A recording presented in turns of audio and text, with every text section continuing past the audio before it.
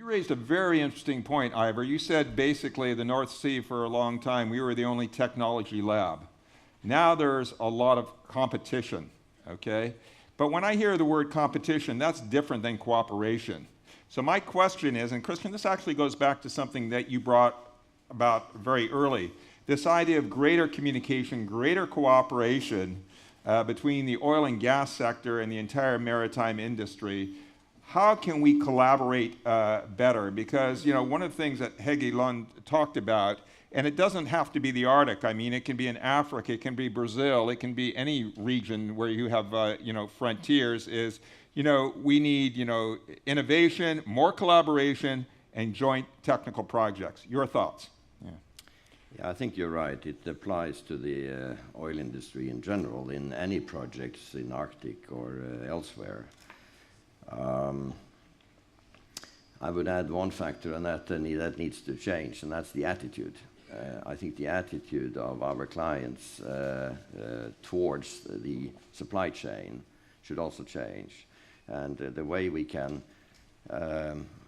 work better together is to interact from the very beginning of the development of the fields closely as a team. That means that the clients have to choose the contractors in the supply chain early on, and that is always perhaps risky in the sense that they cannot hammer down the unit prices in the way they like to along the way. But of course, the unit prices don't really matter in the economic picture if you get it right. We see in the execution of the projects that the project where we have the best margin is where our customers are mostly satisfied. So it's a win-win situation.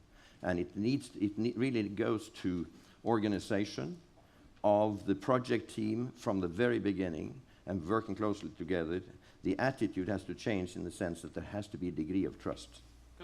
I think those are some great points. I think you need to have to respond to this. Well, I need to have to respond, but I think so. In Shell, we have enterprise framework agreements with companies. We worked with Noble to create the Globetrotter 2, which is purpose-built for our needs. We're working on these long-term arrangements where we can innovate together with the supply chain to deliver cost-effective solutions. So I think to say that somehow we ignore the contract, the supply chain, and the outset, and then just go for a competitive tender I think is a bit unfair.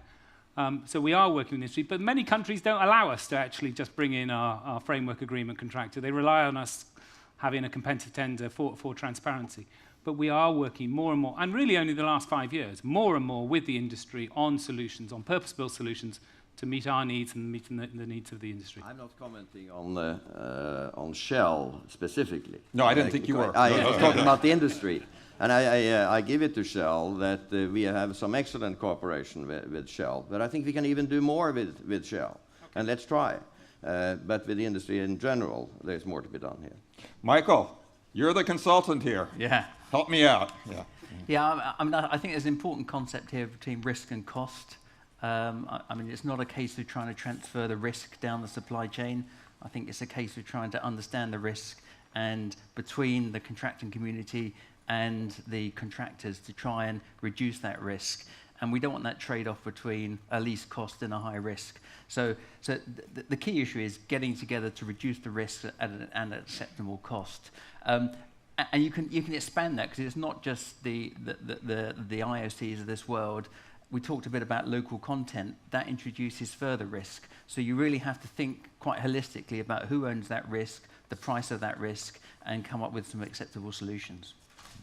Let me ask you a question, though, in terms of communication, because I don't want to just constrain the article because we broadened this out, but Helge brought it up. He said, in the South, the communication is good. In the North, we have challenges. And as someone who operates in the Arctic, give us some perspective on communication, how that can be improved. Is the technology there for it? Because obviously, if everything goes right, it's not an issue.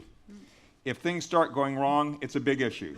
As we move to more automation, it becomes a more critical issue. I'd like to get your perspective on his thoughts and how we can address this. No, I think it's a very good point. And we tend here to focus on the type of worst case scenarios. what happens hopefully 99% of the time is that you're in steady operations and things go well. Even in those steady operations, there are challenges in the Arctic and the Antarctic that you don't have elsewhere. It's a short season, so operational challenges will delay you, which may cause that you go into the next season, which will be very costly. It's remote. Should something happen, search and rescue initiatives will be very far away. And then it's, of course, in the worst case scenario where you would have a spill or some sort of incident that will have an environmental impact, rescue is probably far away. And I would argue also from what I've learned, and I was up at Svalbard and Ny-Ålesund last week, the implications of it is not known yet. That's a fact. Your perspective on this, Andy, because obviously we don't want the worst case scenario to happen. And because it gets harsh, because it's remote, a lot of challenges not only for you, but for the entire offshore vessel industry. Yeah, I think so. To be able to responsibly manage activities in remote locations does need innovation. We've been recently shooting seismic in Greenland, and on that seismic vessel, we had a medical event, but through advanced technologies, communications, we're actually able to use virtual doctors on satisfying that. In Alaska, we've had issues with helicopters and icing of rotors. So we have heated rotors now to allow us to get access even in very severe conditions. So we have to innovate in this area to make sure that we are able to communicate, we are able to access those operations in a responsible way. Well, you're talking about what you can do. I want to ask you what keeps you up at night, okay? In terms of what you can't do, from a technical standpoint, I want you to get your perspective from an oil and gas person. Where are the most promising areas for technical innovation? And I want to get it from the rest of you as well. Andy, then let's go to Remy, Irene, Christian, Michael, Ivor. Yeah, I mean, so my business, is onshore, offshore, places like Nigeria. I mean, there are lots of things that keep me awake at night in terms of our operations around the world. But what we need to do, it's not just about technology. It's about dealing with local people. It's about how we reach out. I think all our operations are pushing boundaries, but all our operations, we need to be very clear about what the risks that we have and how we manage those, and have solutions that can be technological, but can be organizational and can be working with partners in different areas. Remy, do you think the technology is in place to mitigate these risks properly, or do you think that a lot more work needs to be done? And if so, where? No, I think the technologies are there if we do it step by step. And as Helge Lund was pointing out, let's do the things we can do first with some stretch. But I also think we need to recognize that if you look at offshore shipping, it's much better than if you look at other shipping. General cargo ships, for instance. Offshore shipping has 6 times lower number of incidents than general cargo ships. So offshore shipping, and that indicates that what we do in the offshore and oil and gas area is quite good. It doesn't mean that we cannot do better, but we have certainly some good stories to talk about as well. Irene? What keeps me up I don't know what happened here. Can you hear me? Yeah. What keeps me up is where the mic works. What keeps me up at night is people. Yeah. Lack of people, turnover. A lot of people here mention the cost escalation. We all agree we need to maintain the costs and try to control them, but in reality, it's not being done.